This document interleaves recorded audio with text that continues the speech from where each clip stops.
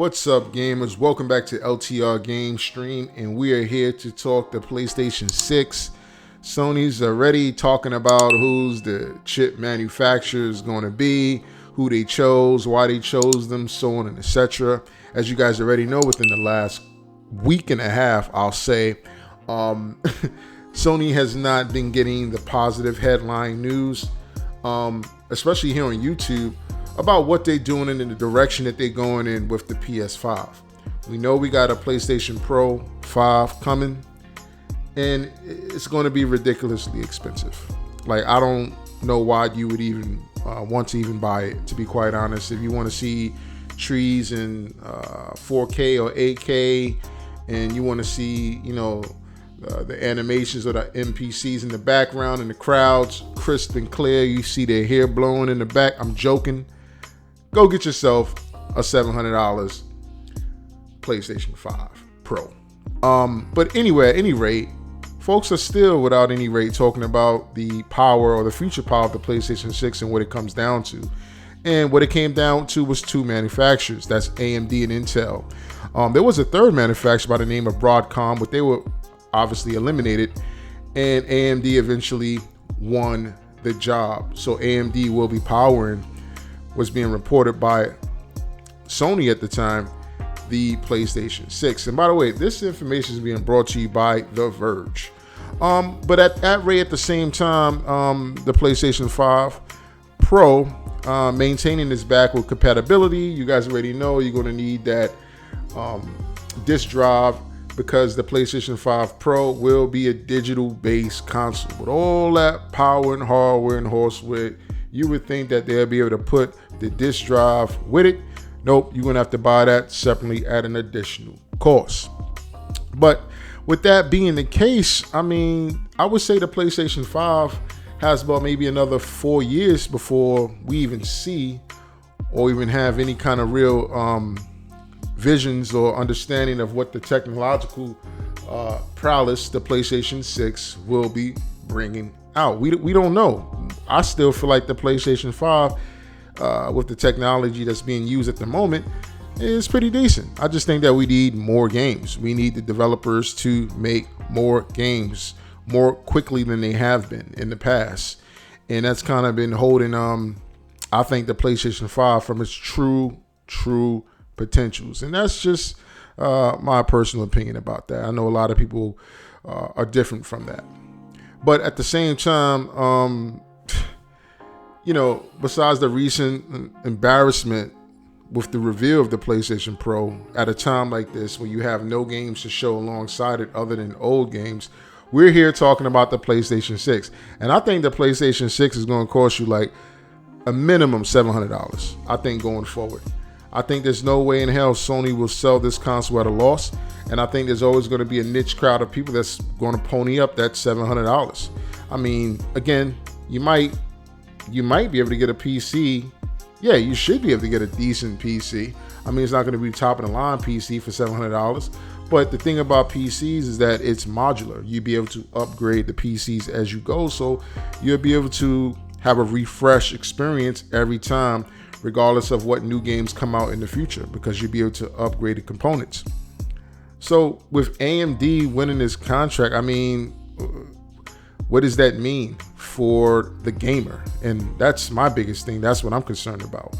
What are the benefits we're going to be getting out of AMD making this, the components for the PlayStation 6? I want to see games. I really do. I don't care about the revenue that AMD is going to generate or make for themselves, or, you know, it's going to be at a cheaper cost that Sony would go with that particular company rather than another. I don't care about any of that. I'm consumer driven. And I probably always will be, even if I was working for an affiliated gaming company and, you know, they ask for my honest opinion. That's my honest opinion. I think about the consumer and how could we pass down, you know, advantages that the consumer can benefit from, rather than just being one-sided from the developers and the creators of these consoles. It's again, I think we got to do away with the PlayStation 4 if we want to see the advancement and the development of solely based PlayStation 5 games that can benefit from the hardware, you're still making 2 SKUs of games for the PlayStation 4 and the PlayStation 5, and that's driving up costs. And I'm sure Sony knows that, but it seems like they really don't care because they don't mind double dipping. And you know, how many times are we going to get a Last of Us remastered? I've played that game so many times. I play it at least once a year, Last of Us Part 1 and Part 2. And the reason I do that is because I enjoy the story and I enjoy the experience, and I'm a trophy hunter. So I just go back and forth playing it every year, at least once a year. Normally around the fall season, which is now, I normally get into it. Me and my lady sit down. She go in the living room, play her PlayStation 5. I get on my PlayStation 5 in my gaming room. And she plays The Last of Us in there, and I play The Last of Us in here, and we do that. But again, I don't know how you're going to justify the cost again. And I get it. 4 years from now, technology is not going to be the same technology that we're using at the moment, because things are constantly evolving and advancing, and I'm fine with that. But now that AMD has been chosen to power Sony's flagship PlayStation 6, let's see what happens. Let's see if it actually does the console any better. Will the developers be held back like they held back on the PlayStation 4 with making games for the PlayStation 5 and the PlayStation 6? Will that be an issue? One of the biggest things I would like to see going forward in the next iteration of whether Microsoft or Sony creates a console or another third party comes out and makes a console, and I don't really mention Nintendo because Nintendo is in their own lane. I want to see AI implemented, artificial intelligence implemented into gaming.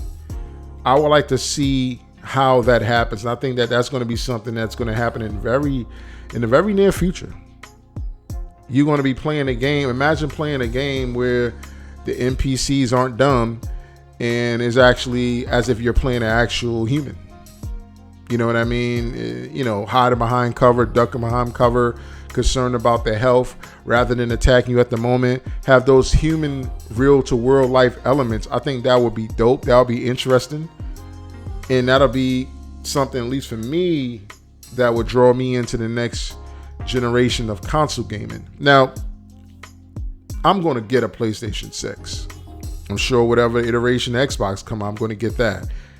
I'm sure when Nintendo drops their next Switch, or I don't know what the name of their next game or console would be, I'm going to get that. That's just the way it goes when you're a gamer. But I would like to see what I've mentioned. Artificial AI implemented into games. Hopefully that'll help or assist with the creation of games, and we won't have to wait 6, 7, 8 years for companies to develop titles that we enjoy and that we're attached to. But at any rate, guys, let me know, what do you think about AMD is now the chip maker for the PlayStation 6? It is signed, sealed, delivered by Sony, and this has been reported by The Verge. Leave a comment below. Let me know what you think. Until the next time, catch you guys on my next one. Peace.